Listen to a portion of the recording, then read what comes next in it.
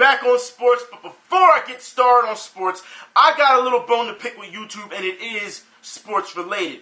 Last week, we're going to go back to last week. For those who don't know, apparently one of my videos from last year, August of last year, was taken down. That's right, from some stupid-ass MMA company who were saying, you used one of our content, a little bit of our content, so we're going to take the video down. Now, anybody knows, since I've been here, these 5 years, this happens to me every 3 to 5 months. It must be like some type of spring cleaning algorithm or something. I don't know. But every time they try and take down my video, what happens? I dispute it, it gets overturned, and then that's it, right? Always happens. So, every company that I've gone against has lost, all right? I would love to know what happens to them when they lose these things, but whatever, okay? Now, here's the thing. Not only did they take down the video, which is already like, okay, you're being an asshole, but you really want to be a dickhead about this. You're going to just level up now and be a dickhead. You decided not to just only take down the video. No, you decided to copyright strike my channel. That's what you decided to do. Okay, all right. So, I look into things and see what's going on, to see who these people are.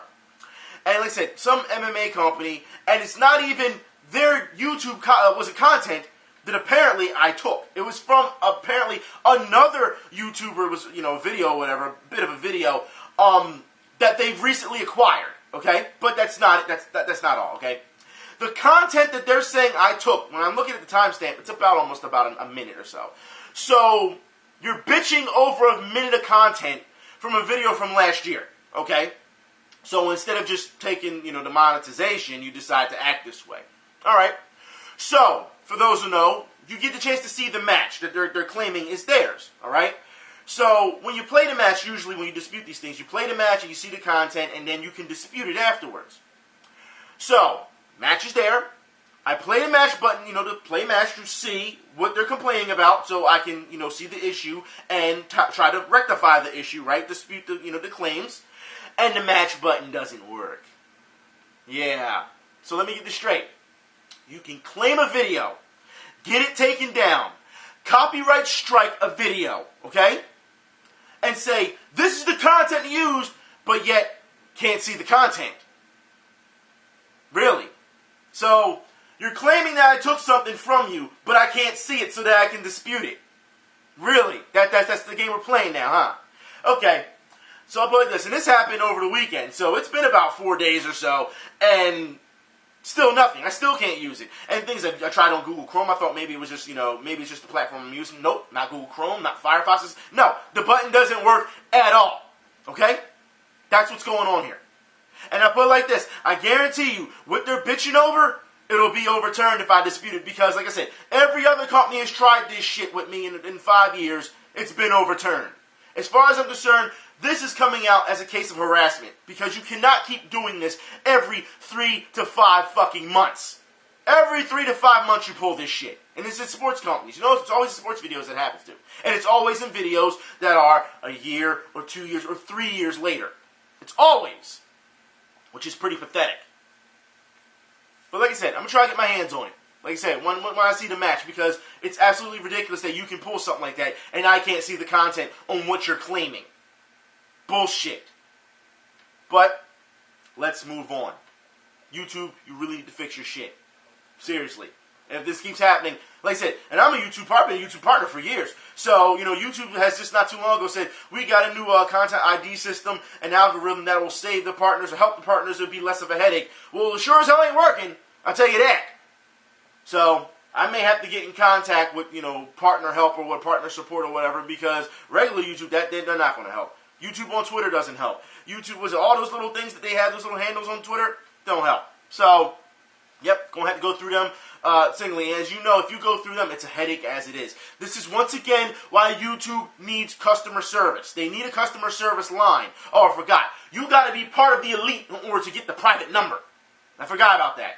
Yeah, you got to be part of the elite. Because let's be honest here, for a company like YouTube who has tried to spend billions of dollars trying to acquire Twitch or trying to acquire all these other places, you have the money, you're just deciding not to put it in the right spot. This is why YouTube can't be taken fucking seriously. I know some people make money off of YouTube, but this is exactly the fuck why. if you're going to be a company and you're going to be a service, because that's what it is, a fucking service, then you need to provide said service to protect the people who are your content creators. Anyways, let's move on. As you can see, I got a new medal. Because let's talk about the NFL Hall of Fame run that was over in Baltimore over the weekend.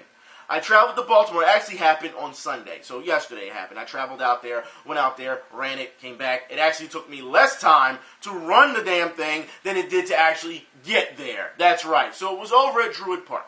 Okay? And let me say this now. Druid Park, I've never been there. So at first I felt as though that this was going to be something that was going to be easy. But you should know, as in all parks, it's always hills. Hills on top of hills on top of hills. Now, of course, since I just finished a Spartan race not too long ago, 14 and a half miles of mountain just going straight uphill, this shouldn't be much of a problem. So, here's the thing. The packet pickups, they didn't have them on a Saturday or Friday. Usually when you do, you sign up for these type of runs, you get a packet pickup early so you don't have to worry about same-day packet pickup because the lines are going to be jam-packed, things like that. But here's the thing. They had same-day packet pickup. Had to be there early in the morning. Now, get there, packet pickup, and there's really no lines. Really no lines. So it's really interesting to see that, you're having this big race, and there's really no lines for packet pickup. So, literally, it took me like 3 seconds to get my stuff. But, it's not all. So, they don't really have an official start line. Alright? So, they have to pretty much make the start line of the runner's trail. And they put this little flag up to start. At the end, they had this big blow-up balloon, that's where the finish is, near the water, near the lake. So, that's not a problem. So, pretty much a guy on a megaphone is telling everyone get together, get ready to run. We're getting ready to start in a minute. So, you do have your time to, put your bib on or whatever. You've got fans from pretty much every team there. I didn't see any Giants fans, though. I didn't see any. But, like, Cowboys fans were there, Redskins fans were there, Chargers fans were there, Saints fans. I mean, pretty much Patriots fans, every fan, pretty much every football fan I saw, was pretty much there, representing their team. Now, of course, I highly disagree, but hey, if you're going to do it, you're going to do it. There's some who are running in football jerseys. I would never run a football jersey, but that's just me. You know what I mean? If they want to do it, go ahead. I would never do something like that. Authentic jerseys. What? I mean, they can be washed, but I mean, let's be honest here. Who's running in a football jersey that is... No. Anyways, but like I said, that's what they want to do, that's what they want to do. So, the race starts, and of course, here's the downside of the race, alright? Because you're running somewhat in this runner's trail, and it's still a park, they didn't close off the park for the runners. Which means cars are coming down the damn trail. That's right. So you're sharing the road. You're literally sharing the road with cars. So cars are trying to get past you. They're trying to go around you. There's incoming traffic. So you're running in it. I would say it's kind of dangerous. There's a couple times I had to stop because cars were going through, because there were intersections that you had to, make a bend or turn, and cars didn't care. They were just like, I'm just driving. I don't give a shit. You know what I mean? So it was one of those things where it could have been pretty dangerous. They did have some cones every once in a while, but it wasn't enough throughout the entire course, to say, hey, you cannot drive through here, you know what I mean? No, cars were driving, like I said, as soon as we got to the first turn, cars were like, okay, where do I go? And they were just trying to get around us, you know what I mean? So, I feel that was the only downside of this race, if there was any downside to it. Now, let me say this. There was a lot of friendly trash talking during this race because, as you know, team rivals. I would love to say, because I went out there and represented the Eagles, that not one Redskins fan and not one Cowboys fan passed me. There was at one point where I was passing Cowboys fans, I actually turned and was like, yo, and I'm pointing, I'm like, what's wrong? And I turned back around, keep running, and it was like, and they couldn't keep up. I did not see, once I passed all the Redskins fans and Cowboys fans, because I started near the back, you know what I mean, because everyone was already hunched up front. I got there, like I said, and I still got there early in time, but like I said, when you're stretching and all that type of stuff, which they didn't have much time to stretch either, there weren't a lot of places in the park to stretch. So, if you really had some type of uncomfortable, tightness or anything, you were pretty much going to have to suck that one up. Just letting you know. They didn't really give you that much time to stretch. So, or there weren't that many places, I should say, to stretch. Especially I'm trying to stretch my calves. I'm like pushing against this side of a porta potty, but I don't want to push it too hard because there's people in the porta potty don't want to knock it over. You know what I mean? So, and of course, people in the bathroom like, what the hell's going on? Someone's next to the porta potty. You know what I mean? Like, you don't want no one touching that. You know what I mean? So, I understand.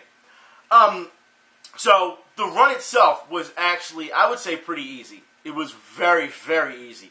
A lot of hills, uphill, downhill, a lot of turn. Saw a lot of people. I would have thought that they would have been more fit. Like there were a lot of gung ho people out there. Like a lot of guys who they were such in shape. They look like they've been running this forever. You know what I mean? And then you get to that first mile, and people are burning out, and I'm just like, really? Y'all burning out already? People taking breaks and stopping and walking. One guy had a hydration pack on. I didn't think that I would see that. As many times as I've run, I've never seen people run with hydration packs. This is the first time I've actually seen somebody run with a hydration pack on their back. So, for a run like this, it's like, really? I understand a Spartan race. I understand it because X amount of miles, but, because you're hiking, but, in obstacles, but an actual run, no. But I can understand as well if people wanted to have a hydration pack because there were no water stations either. So that's another thing that they didn't have. All right, so you're running this entire race without any water stations. I didn't take any breaks really. The only time I stopped to adjust my armband, for music, and I stopped once because something flew in my eye, and that was it. I stopped and it took me a minute to fish it out, whatever the hell it was. It felt like it was a big bug or something. I don't know what it was, but just to fish it out. Other than that, that was it. You know what I mean? It was a really easy run, and the best parts about the run was the flat, you're coming up, some steep hills in the park, but then when it evens out, that flat space, you can make that turn, it's easy. It's not a problem. The race ended so quickly, seriously, I thought that it would be a lot longer. They had a 1 mile marker, they didn't have a 2 mile marker, they had a 3 mile marker. And once you got to the 3 mile marker, you could pretty much see the ending in the distance. So it was okay, that's it. You know what I mean? Because it's a 5K, as you can see, 5K. However, but very easy run. I will say this. There were a number of people from Black Girls Run and Black Men Run there. And for those who don't know what I'm talking about, it's a specific group of people. They call it a movement. You have to understand, in all the runs that I've been in, whether it's here locally, whether I travel to Baltimore, whether I went to California, wherever I have run, you know what I mean? I've always seen these groups here. It's because you have to understand that there's always a stigma that black people don't run for distance. Yes, we do track and field and stuff like that. Very quick twitch, fast twitch muscles, sprints and stuff like that. But we don't run for distance. And because these groups have come along now and have acquired all these black people to show, hey, we do run, it is a thing. And for those who have not seen this is exactly what Black Girls Run looks like. And this is what Black Men Run look like. Now, the reason I bring these groups up is because the movement is all about being positive, brotherly to each other, womanly to each other. I always see these guys everywhere I go, and they're always nice, they're always kind, they're always towards each other. Here's the thing about Baltimore, okay? Because that's it. Usually when I'm in these other spots and I'm running, like I said, majority are other races. They're not black, when I'm running. So when you see these, these groups, it's like, hey, how you doing? And you just keep going. Baltimore is a completely different story here, because I will say that this run for the Hall of Fame was predominantly black. That's right. So for a lot of people to be like, Black Men Run, Black Girls Run, it was like, actually, there's mostly black people here running, in this race. So, and here's the thing, everyone was very nice. Everyone, even when I crossed the finish line, people were shaking my hand, black men were coming over, shaking my hand, good job, pats on the back, it was very positive. They were cheering other runners on. It was very nice to see. You know what I mean? It's kind of amazing to see how many handshakes I got as soon as I crossed the finish line. So, really interesting. However, I will show you the medal. The medal is really awesome, because the medal is a Super Bowl ring, almost like Super Bowl. It's a Hall of Fame ring, all right? You can't pretty much see it really that close, probably, due to the fact that, like I said, there's all types of, I guess you want to call it glitter or whatever. It shines right here. On the side, they actually have, I guess they're rhinestones on the side, has engravings on the side, on each side. And they also, on the back, actually have it engraved when it actually estimated. Apparently, this run started last year, okay? So they give you last year's, establishment last year, and then they give you this year's date as well. So it's a really nice, unique medal, I would feel. And as you can see, it's pretty big, you know what I mean? It's pretty big. It's quite heavy, too. I would like to say that it was a great run. I feel as though it could be improved upon when it comes to whether you're going to put a water station there, because there was a lot of elderly out there, too. A lot of kids, too. No kids are trampled. Was it a lot of elderly who looked like they needed a drink. And there's some people, of course, who walked, But like I said, it's all about getting out there and participating. So you don't get on people for trying to better themselves, you know what I mean? I felt as though this race can be improved by simply water stations, by blocking off traffic. That is the biggest thing. You have to block off traffic. You cannot have cars driving in the same lane as the runners. You can't do that. That's too dangerous. Way too dangerous. There's going to get to a point where a runner's running and someone wants to go around them on your left. Oh, wait. Getting tagged by a car. You got to think, you have a lot of runners who have earphones on, and they pretty more than likely they have their volume up on max because they're trying to get in the rhythm, they're trying to get sucked into the moment. They're not paying attention to cars, and you know what? As runners, you shouldn't have to. That's the entire point of blocking off places when you have these runs, so that you don't have to worry about any type of outside distractions, like cars. You know what I mean? And if they come on the course, there should be some penalties, like was it Ocean City, where there was cars trying to drive through the actual race that was blocked off. You can't do that. You know what I mean? So, like I said, there's slight improvements that need to be made for safety reasons. But other than that, this race was legit. I would do it again. I would definitely recommend this to people because, like I said, it's a very short race, I felt. And if you're a beginner, I would definitely say, yeah, by all means, try it. Even if you're not the type to run, you can easily try this race and prevail in it. Easily. It's not a big deal. It was really fun to go and travel, you know what I mean, and go do this run and see how everyone was. Like I said, I've never been to Druid Park, so, you know what I mean, this experience was more than just, I'm just going to go run. It was, I've never been to this place, so I'm traveling, and I'm getting ready to do something that I like to do, which is go run. You know what I mean? So, I would definitely do it again. I feel as though a lot more people should do it. You know what I mean? You have to understand, these type of races, especially when they're early startups like this, like I said, established last year, you have to understand, even though you have the NFL's, their approval and all this type of stuff, you still need support from fans. You need that support to keep going. The more support you get as the years go on, the more it grows. This is how you see your big marathons get big. The New York Marathon, Philadelphia Marathon, the Broad Street Run, all these type of things. They go on for years and years and years. They didn't just start out with, say, 10,000, 40,000 people. That run yesterday probably had about, 100, 150 people, maybe? Maybe? If that?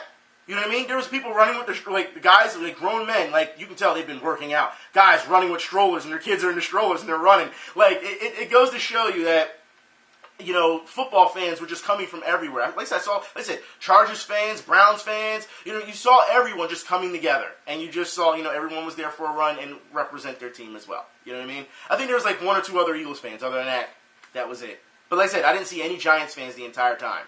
So, like I said, so Redskins fans, Steelers fans, there were Steelers fans there. There were two females that were there, and they were, I don't want to say they were semi-professional, but it was like, what the hell? I couldn't catch them at all. I just couldn't. I was like, what the, these two girls were just, and you can tell they were running like a team, and they were just gone. And all I could see, in the distance was just Steelers jerseys. That's all I could see in the distance, because I just couldn't catch them for some reason, you know what I mean? They started ahead of me, but catching up and blowing by a lot of people. But it was like they crossed the finish line before I did. They crossed, I think, maybe a minute before I did, if that. So I tried to catch up as much as possible, you know what I mean? So, yeah. But it was a great overall experience. It's one of those things, like I said, it's another thing I feel as though beginners, they can run this. They can, like I said, they can walk it. If the elderly can get out there and do this, you can go out there and do it as well. You know what I mean? There are a number of people who were out of shape as well, or you would consider obese, and they were out there doing it. Like I said, if people want to better themselves, there's ways to go about it, you know what I mean? And there's incentive, you know what I mean? You're always going to have people motivate you when it comes to running, and then when you cross that finish line, it feels like a sense of accomplishment. You've done something, you know what I mean? So, like I said, it's always in good fun, you know what I mean? So, also, in more running news real quick, the best half marathons for rookies. I'll put a link in the info bar, what people are saying. But like I say, if you're only going to do this locally, it's best you talk to people who have pretty much scoured, those local areas, and, you can talk to those, those people as well. So they'll let you know. You don't want to get yourself caught up in something, you fish out of water and then you end up hurting yourself, or it's tougher than you thought it would be. You don't want to do that, you know what I mean? So, like I said, the best half marathons for rookies, I'll put a link in the info bar for you. Also, since we're talking about football, I guess we should move on to football news. And I need to talk about this because this happened yesterday. You brought it to my attention. You guys, girls, brought it to my attention on Twitter. And I have to ask 49ers fans, and I know it's not all of you, but what the hell is wrong with your fan base? And I say this because for those who don't know, 49ers Jarryd Hayne retires to pursue rugby gold. That's right, for the Fiji Rugby Sevens team at Rio Olympics. So he's been offered the opportunity of a lifetime to go and play rugby and win an Olympic gold medal. And he decides to retire. Now, of course, when he said this on Twitter, I went to his mentions, and I went to, the news article also that you guys and girls let me to via Twitter, and the mentions are just absolutely selfish and ignorant, all right? 49ers fans come out saying, we didn't need you anyway. Good riddance. You should be ashamed of yourself. We don't want you. Stuff like that. Like, this dude is going to pursue a dream. What don't people understand? We've talked about this before, okay? When you have a chance at a Super Bowl, you have a chance at a World Series, you have a chance at a cheesy NBA World Championship, World title, whatever, NBA Championship title, an Olympic gold medal is the end-all, be-all when it comes to athleticism. The end-all, be-all. All right? And if those athletes decide, look, I'm taking time off from this profession to go and venture into that, by all means, you go and do it. You know what I mean? More power to you. Like I said before, I have a problem with guys like Manny Pacquiao and guys like Klitschko, who are legends in their profession, try all of a sudden to go into the Olympics and beat up on a bunch of young guys who don't have the experience they have, because it's still in their profession. But if you do stuff, mind you, 49ers players have done this before, okay? They were, was it the last Olympics or the one before, where their players were doing curling for the Olympic gold medal. They didn't have a problem with that. The organization has already said for the 49ers that they support Hayne in this. You know what I mean? So it shouldn't be that much of a problem. Now also, Hayne's not the only person. Apparently, Nate Ebner from the Patriots is also going for rugby as well for Rio for the Olympic gold medal. So he's taking time off from the New England Patriots to go and do it as well. Look, people, I don't understand what the big deal is. All right, when it comes to, I'm just going to take time off. You say, well, that's their profession. Have to understand, these guys are taking time off. The guy retired. It's not like he was like, well, you know what, I don't want to be on the 49ers anymore. I'm going to go to a different team. And then fans would be like, oh, you traitor, blah, blah, blah. You know what I mean? That's not the point. That's not the case. This guy is saying, I'm going to fulfill a dream in a sport that I have, you know what I mean, that it's different from football. I understand people will say it's kind of similar. But understand that it's not in his profession. It may be almost in that wheelhouse, but it's still not in his profession. He gets a chance at Olympic gold. By all means, do it, man. Do it. I support it completely. I don't understand how people can be so upset over this. And here's the thing. Like I said, fans, it's a selfish thing to think that, like I said, if someone from the Eagles right now came out and said, I'm not going to be on the Eagles roster this year because I'm going to play in the, go to the Olympics and whatever sport it could be, you know what I mean? Whatever it's for, you know what I mean? I'm like, okay. Because that opportunity the Olympics comes around once every 4 years. You know what I mean? So, Summer Olympics, it depends. Summer Olympics, Winter Olympics, depending on, which one. But, like I said, it's one of those things where these people train so hard to get to this spot, and this is what they want to do. Now, like I said, I don't have a problem with professionals, going from sport to sport, if that's what they want to do. Fish out of water. No problem with that. But when professionals have decided, like I said, y'all don't understand how pissed off it makes me, especially with the NBA, that they have such a stranglehold. We talked about this not too long ago, a stranglehold on the Olympics. Like I said, Dream Team, okay, ha, ha, ha. But now that it's professional against professional, in the Olympics, what's the point? You're taking it away from other people, that opportunity, and the fact that you have to be invited. Like, there's no tryout. You're being invited. You're sitting here and you're secluding, no. It's disgusting. It's disgusting. And I felt the NBA should change that. I really feel they should. But once again, they won't. Because it brings into me, look, if the pro athletes are there and they're fans of the pro athletes, they're going to, say, they're rooting for USA, and they're going to buy their jerseys and blah, blah, blah. And the thing is, when you look at it, it's like, okay, who would buy a jersey of an unknown person playing basketball? You don't see much, unless they do something miraculous and become a hero out of nowhere. I mean, we can always go back to hockey and see, they always talk about, that team. The miracle team. They always talk about that. A lot of college students, not many professionals, a lot of college students that were on that team, a lot of young guys. But, like I said, the NBA would be completely different. It's just sad that we see this time and time again. And the fact that these players are now getting a chance to do something, you know what I mean, and fulfill a dream. Who's anyone to stand in the way of that? Who's anyone? When it comes to, like I said, as long as it's not set sport, because, like I said, you've made a legacy off of that. You've missed your boat. You should have did it earlier in your career, but you didn't. You know what I mean? A lot of people left high school, went to the NBA. Now all of a sudden, the Olympics come around. I can get an Olympic gold medal now. No, you should have put in the hard work. You should have made the sacrifice like many others. People in track and field, you think all of a sudden they're professionals? No. They're not. You know what I mean? They have to train and train and train for God knows how long, you know what I mean, for all that time, and then they get their shot. You know? That's a lot of sacrifice and a lot of training. And it seems like people don't understand that. And the NBA players, they take the easy way out. Listen, when I saw Jason Kidd tell that casino owner and his wife that if we win the gold medal, I'm going to give you my gold medal. That's so disrespectful. It's like, that's absolutely, all because they treat him well at the casino. That's horrible. It's like you don't even give a shit about the gold medal. The teams that you beat, I guarantee you, they'd went home as heroes. They'd went home to their families and put that up on their wall and be like, I actually accomplished something. I feel great about myself. No one can ever take this away from me in history ever again. And they would appreciate that every day, every second of their lives. But the fact that you went and won a gold medal, here, take it. You treated me right at the casino because I drink a lot and I gamble. Like, that's disgusting, man. It just is. It doesn't sit well with me. It's NBA players for what has happened. Like I said, NFL players, if they want to do this, let them go do it. If the organizations don't have a problem with it, I don't see why the fans should have a problem with it. But our team, don't care. Like, seriously, at one point you got to be like, you know what? That man is accomplishing something he has dreamed of for a long time. And I know some people will say, well, why didn't he do it when he was younger? Maybe he didn't have the opportunity. Like I said, they reached out to him. These places, these rugby teams, they reached out to the players. It wasn't vice versa. No. You know, they reached out to them and said, whoa, this is an opportunity of a lifetime. I'm going to jump on it. Link will be in the info bar of the article, okay? But speaking of the NBA playoffs have been such a joke. We talked about this time and time again. Like I said, referees, you are killing the game. You're killing it. It doesn't even matter who's playing at this point. And I've said on Twitter, I've said before, Miami versus Toronto is one of the worst games, worst series of this season when it comes to playoff basketball. And it's not just because it's inconsistency. It's a makeup of things. But inconsistency when taking wide open shots, not happening. We saw that with Portland. You know what I mean? I just talked about it not too long ago. Damian Lillard needed some help. We saw what happened with Portland. They still took Golden State to the overtime and stuff like that. They tried, but Golden State still prevailed. You have to understand. All right, when refs are not doing their job, they do not deserve to be in the sport at all. I'm not trying to hear, because before, remember last week it was, well, we can improve upon things that we see, and that'll be it. Because the NBA admitted the refs are, messing up. And I said, no, this is supposed to be your money time. This is the playoffs.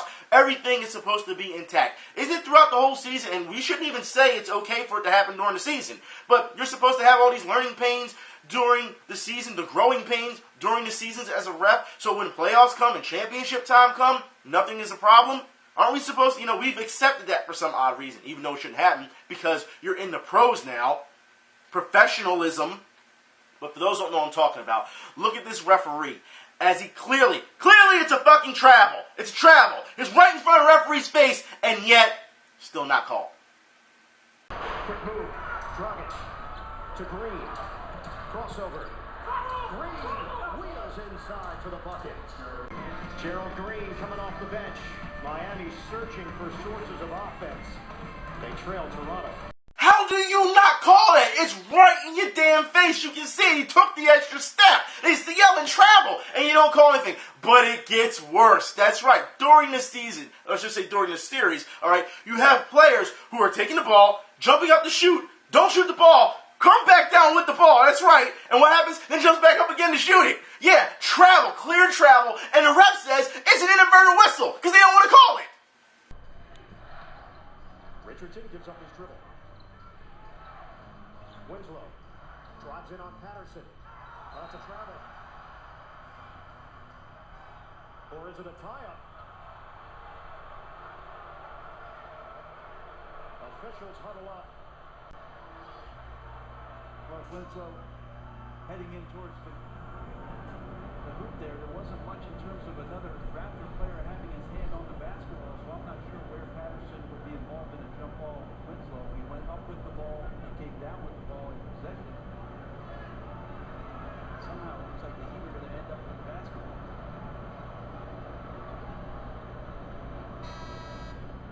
It's being called an inadvertent whistle. Miami retains it with 4.4 on the shot clock. See, this shit I'm talking about. You can't sit here and tell me that when it comes to this, look, guy goes up in the air, the guy touches the ball, but the ball never leaves the player's hands. I mean, he still has a good grip of it. So you can't call a jump ball, okay? There's no foul on the play. They're not calling a foul, okay? The guy jumps up in the air, comes back down with the ball. That's a travel. That's what it is. He didn't let go of the ball. It's a travel. And then you try to say it's an inadvertent whistle, and then you give the ball back to Miami. Like, come on, stop. How do you miss these blatant calls? I don't understand this. How is this not reviewed? You got the review center. I mean, if anyone else can see this on TV, they show it on the big screen up top for the fans. I don't understand how the refs can get this wrong. I don't get it. But yet, we're supposed to just accept all this. And you know what? It's not just that. But you also got players flopping as well. You get a double. Griffin Force flop of the week this week. That's right. Because people have to understand now that you cannot keep doing this and throwing your head back and trying to get a call and you're not getting the call, all right? And then you run back like it's nothing to it. And it goes, we'll start with Foy. That's right, Villanova's own Foy. Let's start with him when he decides to try and flop, or should I say embellish, for a call. Oklahoma City team in their top duo. Ginobili working the clock down 5 of the 24. What a pass. West kicks it out. They split it. No.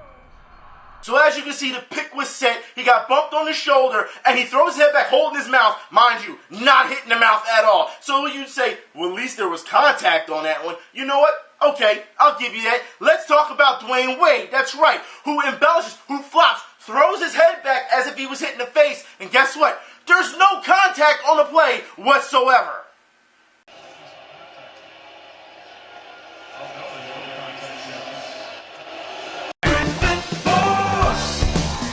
Come on, man. He wasn't even touched. Stop, Wade. Stop. Go sit down. You deserve to go sit down as far as I'm concerned. I thought that all this flopping was stopped once LeBron had left Miami, but it seems as though you're still trying to carry it on. It's absolutely pathetic you would try and do something like that. And people got the nerve to say that Dwayne Wade is the man?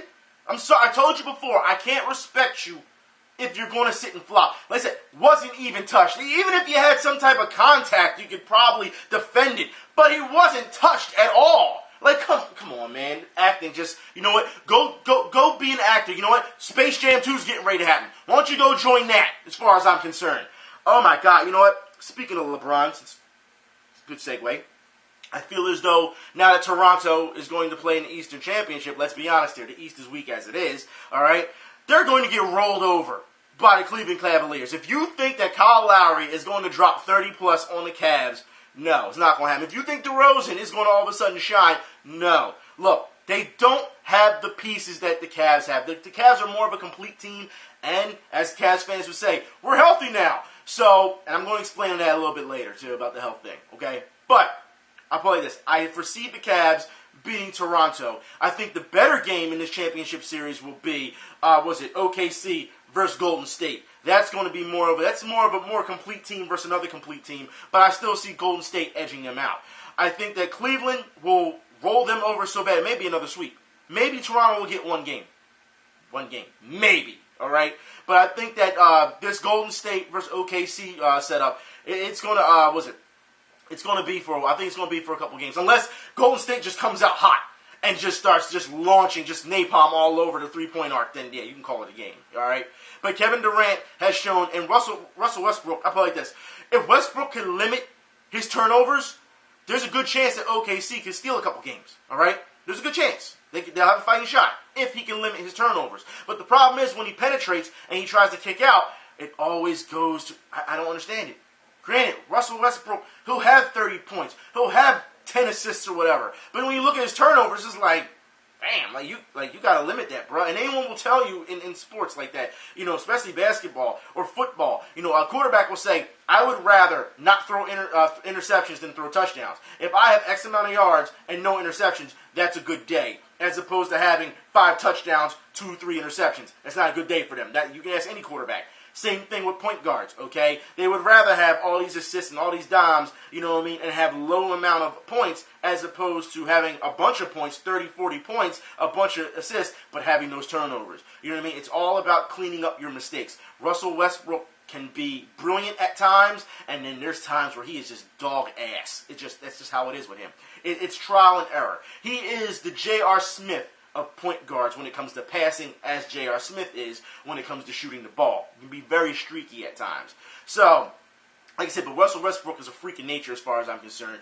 He can get the, when he's hot, he can get the job done. You know what I mean? Durant is going to have to play like he did in, I'm going to say, those previous 2 games of, against the Spurs. He's going to have to put up 40 plus. He's going to have a chance. Golden State is not going to sit here. You have to understand, Golden State's defense is not as great as the Spurs' defense, okay? But Golden State can still get the job done severely. That's where Golden State shine. Where they lack defense, they have a juggernaut in offense. And that's what you have to worry about the most, okay? Especially when they switch from big to small and start plugging and playing those other guys on the bench. We saw it last year in championship against the Cavs. But you should know, their bench is built for depth. You have to understand that OKC has to be able to slow down the tempo in this game. This cannot be a high-tempo game. Every tempo game in the playoffs, as we know, the tempo is fast and fast. Westbrook loves to just run flat out, just run and run. But you have to understand that Golden State loves to run. They love to run. It's not like San Antonio where they really do want to set up a half-court offense. Golden State they love to run, they love to get in transition. That's where most of their plays happen. That's why you see all these, like if you watch their games, you can see the dynamic of everyone, this. It's always off of flow. Oh, the ball's going out of bounds, let me dive out of bounds, throw the ball behind my back. Oh, the guy's wide open, at the wing, he knocks down the jump shot. That's what it is. It's tempo, it's rhythm. That's all it is. You cut that down and you have a chance of beating Golden State. However, like I said, I still feel Golden State's going to win this series, but it's going to be the better of the 2 series coming up. I feel as though the Cavs, Cavs fans, I understand you're healthy. That was your excuse last year when you lost to Golden State. We don't have enough people. Our pieces are hurt. Okay, you're healthy now, so you're going to make this run. I want to ask you, okay, what if, because we don't know yet because it's not here yet, what if you lose this time? Because a lot of people say, I don't see the Cavaliers beating the Golden State Warriors or beat San Antonio Spurs. You don't have to worry about Spurs now because they've been eliminated. But most NBA fans didn't feel you could have a chance against the Warriors or the Spurs. And you're healthy. So what would be the excuse this time? Because LeBron has all his pieces that he wanted. Okay? Everyone's healthy. Everyone's riding the high right now because you're sweeping in the weak division of the East. Because let's be honest here, no matter who would have won between Toronto and Miami, if you would have put those teams in the West, guess what? They'd have been eliminated a long time ago. Okay? But we'll see what happens. I feel as though the Cavs will beat Toronto with pretty much no problems. And then they will go into the finals.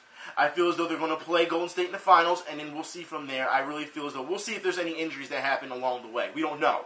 That's why I don't want to say anything just yet about the finals. Let the finals get here. But I do see Golden State beating the Cavs. But let's see what happens first. Like I said, you never know. People get hot. People get cold. People get injured. We'll see what happens. You know what I mean? I don't want to go too far. You know what I mean? So, that's what I got for basketball. Let's move on to football overseas real quick. Chelsea, you had a chance to beat Leicester. You had a chance. All right? And you should have won. And then you blew it. And you tied them. And it was pretty annoying to watch. Very annoying to watch. Because you had Leicester on their heels. You did. And the one time that you actually did score another goal, they ruled it offside. So it's like, what do you do? And I know a lot of people will say, well, Chelsea only got it because of the penalty kick or whatever. It doesn't matter. You had Leicester beat, and then, of course, they came back and whatever. But I want to say congratulations to Leicester City. I believe your parade is starting today. I believe it is. Your parade's starting today. So, congratulations. You deserved every bit of, the win, for the win the title. You deserved every bit of it. I can't take that away from you. However, I felt that Chelsea should have beat you yesterday. Just saying. I felt as though they should have beat you. But let's move on, all right? Some Phillies news. Yeah, want to talk about the Phillies. You want to know why? Because the Phillies are almost in first place. Who'd have thought? Who'd have thought this? Because I sure as hell wouldn't have saw it. Look, I'll put it like this. Everyone keeps talking about in the media here in Philadelphia that the Phillies are winning by 1 run. And? Who cares? No one expected this team to win at all. And you're complaining that they have so many one-run win games. Who cares? It's like you're fishing for a reason to complain. Who cares? Sit back and enjoy this. That's all you have to do. That's all. And yet the media still can't enjoy it at all. It's always got to be something, isn't it? Now, of course, if the Phillies beat the Reds yesterday, or was it Sweet? I'm not sure. If they beat the Reds yesterday, they would have been in first place. But the Reds annihilated the Phillies. And I need to talk about this because I've shown you a couple years ago about Joey Votto. He's done this before and he's doing it again. Joey Votto teases Phillies fans. I'll put the link in the info bar. Teases Phillies fans, during this game, finishing off the Phils, and including little kids. So a grown man who is known for doing this, because remember, video showed you before, I believe, was Cubs fans. There was kids that were, 6, 7 years old, asking for his autograph, and he was like, no, I'm not giving you my autograph. It wasn't Cardinals fans, I believe it was Cubs fans, or something like that, and he was like, no, I'm not giving you my autograph. It's very nasty towards kids. Very nasty. And once again, you're teasing kids. What kind of man are you? I don't give a shit what type of baseball player you are. You're happy, you're teasing Phillies fans because you beat a team that wasn't even supposed to have this many wins in the season. You're proud about that, Joey Votto. Have you thought about that? Because as far as I'm concerned, you've got to be kidding me that this is the type of attitude a baseball player is holding. All right? Towards kids. Kids. Yeah. He's a piece of shit as far as I'm concerned. And like I said, this goes to show you, this is another good example, just because you're an athlete doesn't make them a good guy. It doesn't. In the media we always see is they try to make athletes larger than life and juggernauts, and they're gods among men because they get paid so much money and they can perform at such a high level. It doesn't mean they're good people. Okay? Joey Votto is an asshole. And it's not even, like I said, it's not about teasing the fan base, because it just makes you look petty and it comes off as you're the insecure one. Like I said, you're teasing fans, because you beat a team that wasn't supposed to have all these wins anyway. You're proud over it. You know what I mean? Like, yeah, that's a real... So tell me, Joey Votto, have you won a World Series yet?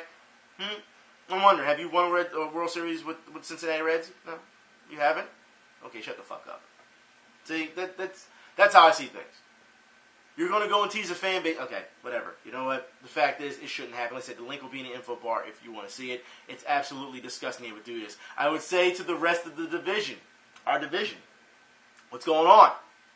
Y'all letting the Phillies, y'all making the Phillies look good right now. Y'all are. What's going on, Mets? What's going on, Nats? What's going on, Braves? Well, Braves are all at the bottom, but what's going on, Marlins? Like, seriously, there is no way you're just letting us roll you over like this. And Grant, it's still early in the season. It's early.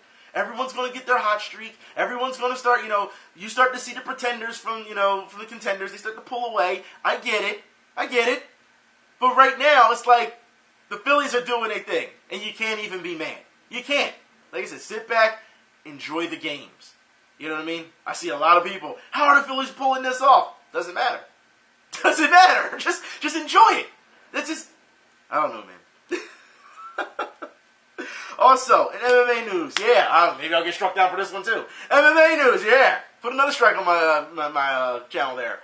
Let's talk about Conor McGregor and Floyd Mayweather.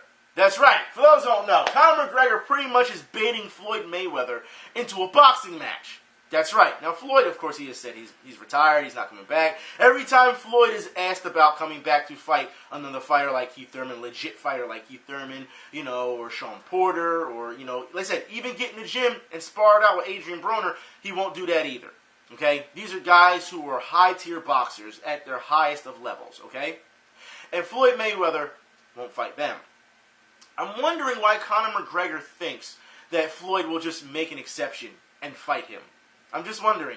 Now, of course, Conor on Twitter, trolling as usual, going on saying, I run boxing. I do this, I do that. Matter of fact, got to the point where they even had a mock-up poster of Conor McGregor versus Floyd Mayweather. Now, let's be honest here, people, okay? It would take multiple millions of dollars. Actually, it probably would. This fight, if it actually happened, probably would make multiple millions of dollars for each fighter. I think they would just come out the richest men in the world if they came out. If they came out like this. When it comes to a fighting standpoint, as we know, Floyd's already rich, Conor's already rich, but this would be something that would be crazy. Now, when it comes to a boxing standpoint, you have to understand that MMA and boxing, look, they still have the same technical application when it comes to boxing and MMA, okay? Do I feel Conor could beat Floyd Mayweather in a boxing match? No. I don't think he could. However, there are those that would argue this is right up Conor's alley because he likes to fight a bunch of midgets. I mean, let's be honest here. I mean, that's what they say. Not to mention that Conor McGregor is still under investigation for steroid use due to the fact that that's what people are claiming, or should say accusing Conor of, because it hasn't been proven yet, that's the reason why he got to 170 so quickly. That's what they're saying, okay? Now, to fight Floyd Mayweather, all right, a UFC fighter fighting, there are UFC fighters who can probably legit box with the pros, who could probably be boxing champions right now. There are some MMA, mixed martial artists out there who could do that. Very few, but some can, okay? There are some, all right? Do I think Conor McGregor is one of them? No. I don't think he's one of them. I think Floyd Mayweather, all right, we're talking 12 rounds here. You know what I mean? 12 rounds. Would wash Conor McGregor in a boxing match. I think he would. I think he would give him such a boxing lesson that Conor wouldn't think about stepping into the ring again. All right? This is not like getting up close and just throwing bombs. And yeah, you know what? You're going to burn yourself out that way. Conor would do just like most people have tried to do with Floyd. Look for the early knockout. And while it's a good strategy, because let's be honest here, Floyd gives you a number of rounds before he analyzes you, says, okay, I've downloaded your style now I got you. That's what he does, okay? So those first couple of rounds, Conor has a fighting chance. Once you're getting to, I'm going to say 4, maybe 5, maybe, if that, you're in trouble. You're in trouble. He's already figured you out. That's what happens. I think if this fight would happen, it's not going to. Like I said, it would be a shot in hell. It would be, seriously, I'll put it like this. Pigs would need to fly. Hell would freeze over. Like, there would just be so many things that would need to happen first before this fight is happening. Floyd has already said this is not going to happen. However, Conor keeps baiting him, and people are starting to buy into it so much. You know what I mean? I don't see it happening. I think Conor McGregor needs to focus on defending his title and call it that. I don't think that Floyd's ever going to fight again. I don't think he is. It would have to be such a huge draw in boxing to get Floyd back. Because, let's be honest here, Floyd doesn't want anything tainted. Floyd comes back, he's going to want a ton of money, and he wants that record. He wants that undefeated record. You know that, all right? For him to fight Conor McGregor, people are going to say, well, this is a circus, this is a freak show, this is not a real fight, this hurts your legacy. And I think that's what he's looking at it as. It would hurt his legacy if he fought Conor McGregor. Just saying. But let's move on. But more MMA news. I guess, I don't know if it's good news, bad news. Phil Davis beats King Mo, okay, at Bellator over the weekend via decision. Phil Davis, once again, as you know, known for wrestling, not much known for striking. So, yeah, decisions. I don't think anyone really cares at this point. This fight was supposed to happen a while ago, but remember, King Mo got hurt during the tournament, so they had to reschedule, and now we have this. Whatever, Phil Davis wins. You know, he left the UFC because he got washed by Johnson. And then, yeah, you know, now he's in Bellator doing his thing. So, congratulations, Phil Davis, okay? Also, UFC 98 results. You know, I made my picks last week, and to be honest, it wasn't that bad. I wasn't off much. The champ lost, which is the biggest hit, if anything, that the champ lost. And the underdog, I knew that Chris Cyborg was going to win, but I said I was going to take the other girl as the underdog. Yeah. What did I say? She's going to lose, but I'm going to pick her anyway. Yeah, she lost. Lost bad. TKO. Yep. All right. Jacare Souza, what did I tell you? If he took Vito to the ground, he was going to win this fight. What happened? Took him down. Won the fight. That's what happened. You know what I mean? Shogun Rua, I told you, if he can get within 1-2 rounds, he's got this fight. If it teetered off, it would be tough, but, you know, I didn't think he'd win. What happened? Shogun Rua almost knocked out that man. All right? Almost knocked out Corey in what? Was it the end of the first round? Almost knocked him out? So, yeah, and he was on Dream Street after that. And, you know, still be a decision, but, you know, that's pretty much what the fight was. That was pretty much all the swing of the fight. So, I told you, Shogun Rua is a 2-round fighter. 3-round max. All right? Max. All right? So, that's how it is. I would say my picks weren't too far off, but that championship upset that was it right there. You know what I mean? So, congratulations, you know, Miocic for that, but, man, I don't know. Like I said, wasn't too far off on the picks, but, you know, maybe I'll do some more picks, you know, in the future. Also, in some bad news, or I don't know if you want to call it good news, bad news. It depends on how you feel about this situation. This is the last bit of news, I will say. CM Punk is not progressing well in the UFC. Not at all. Now, for those who don't remember, CM Punk, when he started, we talked about this before. MMA fighters were jumping all over him. Fans were jumping all over him because they felt he got a free pass to get into the UFC, given who he is. He didn't have to earn his stripes. He hasn't had to train that long, and he didn't want to. You know, he didn't go into the Ultimate Fighter, which I said before would have been the best thing. Let him go to the Ultimate Fighter, right? Then we saw the training videos of him, and I said, you know, from a striking standpoint, he's a beginner. He doesn't know how to throw a real punch, and I said himself, I was like, he looks like ass throwing a real punch. However, that's the entire point of training, to get better. You can't knock down a guy who's trying. You can't. Or any individual that matter who's trying. However, here's the thing, okay? As we know, there were a lot of MMA fighters who made fun of him during this time, and I defended him because of it. Then we saw all the, I won't say backlash, but we saw all these setbacks, these injuries. Not too long ago, he had, back surgery? And now he's back into training again. And they're, showing you live, shots of him training or whatever. And they're saying he's just not faring well. He's going to be a guy that anybody could technically run through, which is not good. So CM Punk right now, and a lot of people are already saying that his career may be done. He's, 38 now? And he hasn't had an official UFC fight. He does more fighting online on Twitter than he does in the octagon. And his training segments, for what they've shown, aren't looking great. So where do you go from here? As far as I'm concerned, I think CM Punk, if he's smart, I understand you want to stick with it, you want to be UFC, cut your losses and decide to just either, you had a chance to get into comics, write comics, you've had a chance to maybe not go to UFC, maybe you can go into Bellator, maybe you can go into a lower, franchise or, organization and do well and work your way up. Maybe you can do the Ultimate Fighter if you decide to step into UFC. I don't think that he's ready for that type of high-level fighting. I just don't think he is. A lot of people are telling him, like I said, retire, quit, go back to wrestling. If you want to go back to wrestling, that would be kind of awkward for him, given his story about wrestling and why he left to begin with. So, that'd be kind of awkward, too. I wouldn't think he'd do that. Right now, CM Punk doesn't have a lot of avenues. He doesn't. I just hope he doesn't turn out like Virgil and going from convention to convention signing autographs and not having, anywhere to go to make money. I remember when I was the best in the world, or I claimed I was the best in the world, that won't help any. You know what I mean? Like, I'm hoping that he realizes that, this avenue may close very shortly. Like, if your training regimens aren't not going well, and no one is, they're saying that you're not even a prospect at this point. You don't have the potential to go any higher. I'm wondering, maybe you need to not do UFC. Maybe you need to just focus on jiu-jitsu and go pro at jiu-jitsu. Because for those who don't know, they have jiu-jitsu tournaments where you can do jiu-jitsu work and you can get paid hundreds of thousands of dollars, depending. You travel from place to place and you compete in that, in that nature. He could do that. I think there's more to it than he can. I think there's a lot of avenues that are open, but he doesn't realize. And since he doesn't realize it, his avenues are closing very shortly. And it's sad to see, because like I said, if you see that they signed him, people were, at Q&As, guys in the stands were picking fights with him. You know what I mean? Why don't you fight me right now, whatever. And he's like, you're not registered for the UFC. Why would I fight you? I'm a professional. And they would say, well, I'll come to your training facility and fight you. And he wouldn't do that. Then we saw, training regimen wasn't going well. Then we see the injuries he was having wasn't going well. You have to, consider his age. And this is a problem for CM Punk. This is a problem. And no matter how much he shoots his mouth off, and I've defended him, and I've jumped on him too, especially when it comes to stuff that he said online.